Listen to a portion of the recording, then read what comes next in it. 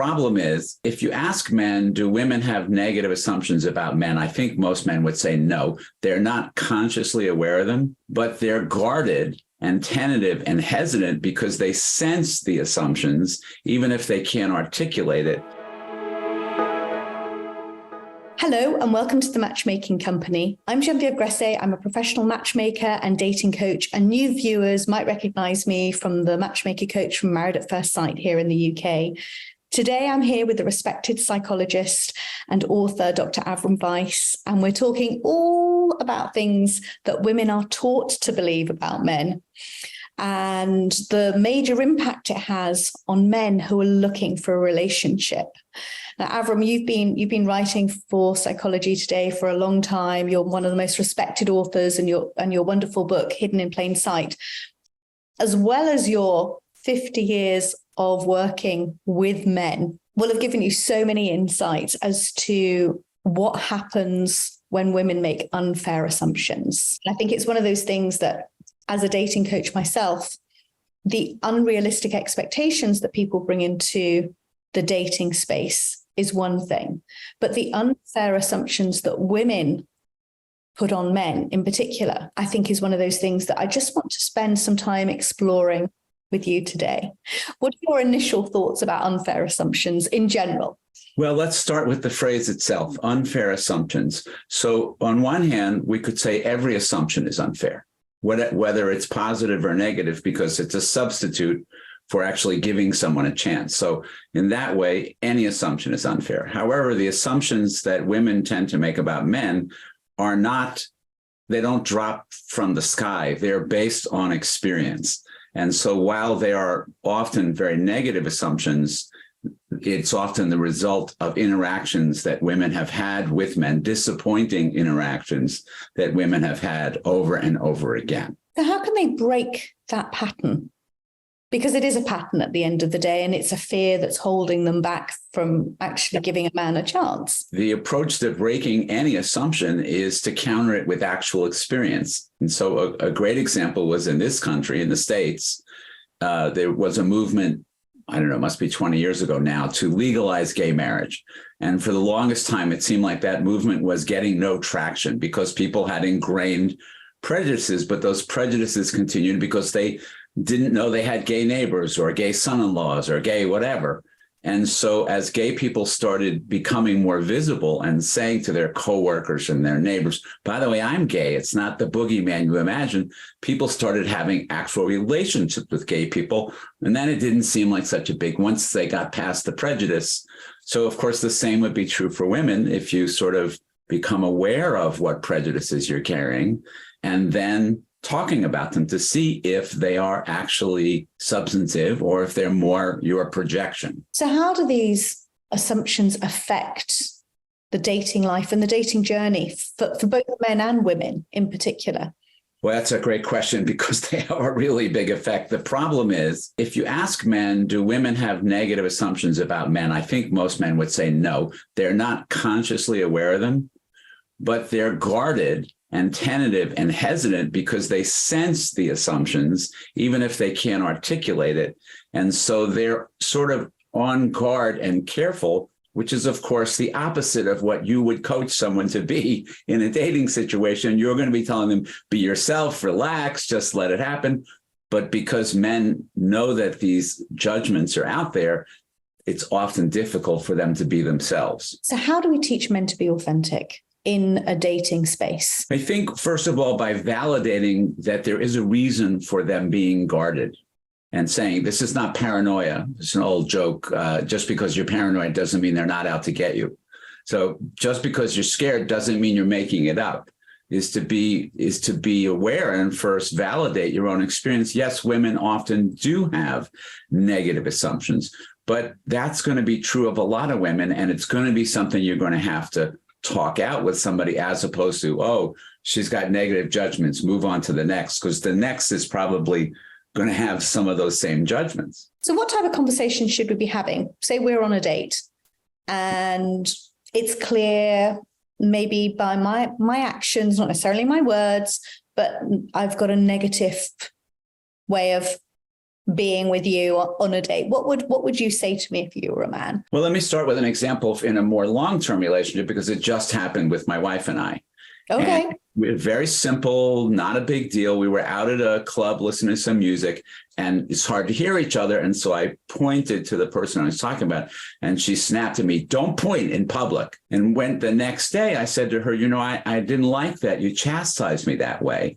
Like, I'm open to hearing that it's not polite to point at people, but I don't want you to tell me, I don't want you to correct me in public. And she was very open to it. So two things I think helped. One is I waited until we were both in a better place. And two is I didn't attack her for it. I just talked about my own preferences. So for someone who doesn't have the confidence to know that that's a safe relationship and they're not going to scare someone off, you like someone that you're at a date with, yet you can feel these assumptions are building up. What would you say? What would you coach your men to say in that scenario? They've only just met somebody, so they don't know how they're going to respond or react. There's an old saying that you might as well be yourself because everybody else is taken. And I would say the same thing applies to men. Like, people are afraid, or women, but we're talking about men. People are afraid to let go and be themselves because they're worried that they won't be accepted.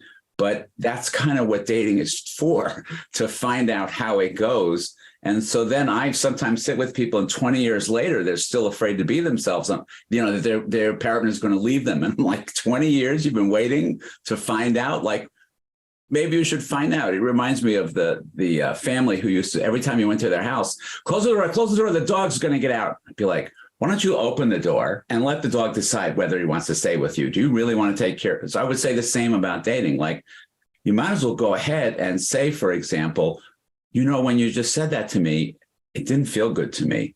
Are you interested in hearing about my reaction to what you just said?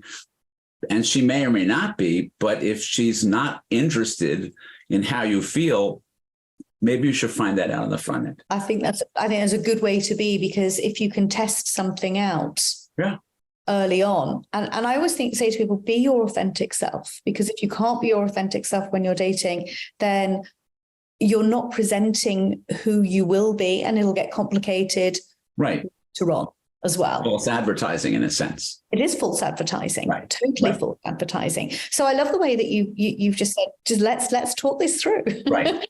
and one thing I say to the ladies when I'm coaching women is, if you're picking something up from the men that's making you feel uncomfortable or triggering you, just have that conversation. Say, I just want to sense check what I just heard. I think often we make too many assumptions. And when we make too many assumptions, it's never going to work. Right. We all do. It's part of how the human mind works. So there's no need to feel bad about yourself when you notice yourself making assumptions. It's just learning how to check things out rather than making assumptions. And it's not just like, people who haven't had therapy who do this. Everybody does this.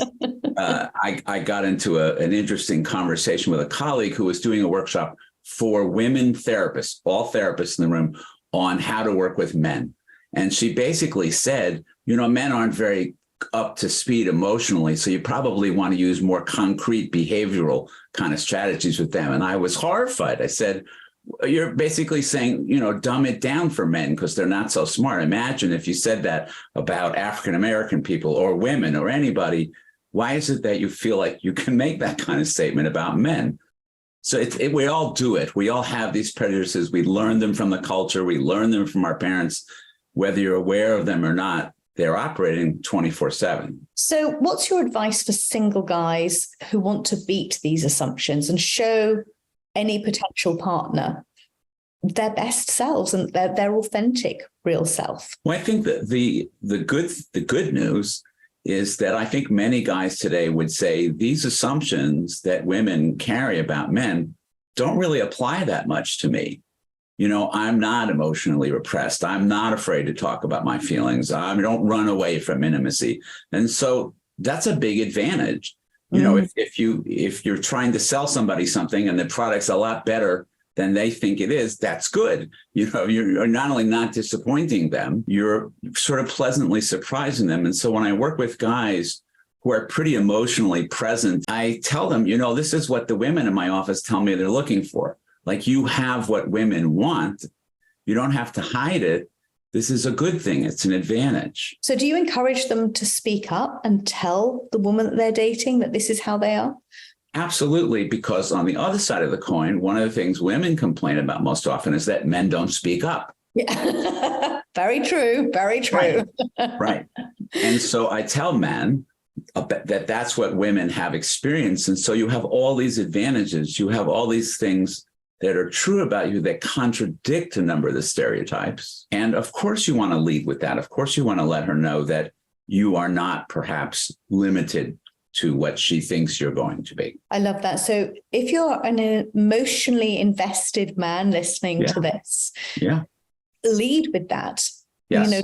Don't hide it, lead with it. And equally, you're probably wanting to find an equally invested and emotionally intelligent woman that can really pour all her love and respect into that at the same time. Appreciates that about you.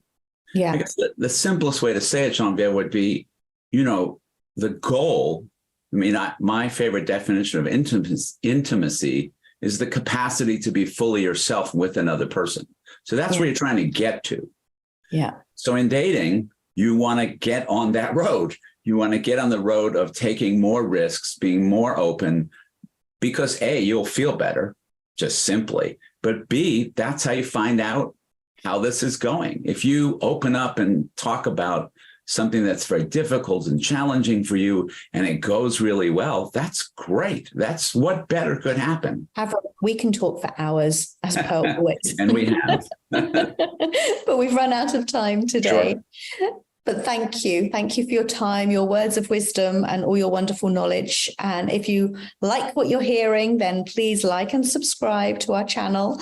And feel free to send in questions. We love getting your questions. And These are some questions that we hear all the time, which is what we're posing to Avrum. So please get involved in our conversation. We'd love to hear from you. Yeah. Until next time, thank you, everybody. And thank you, Avrum. My pleasure.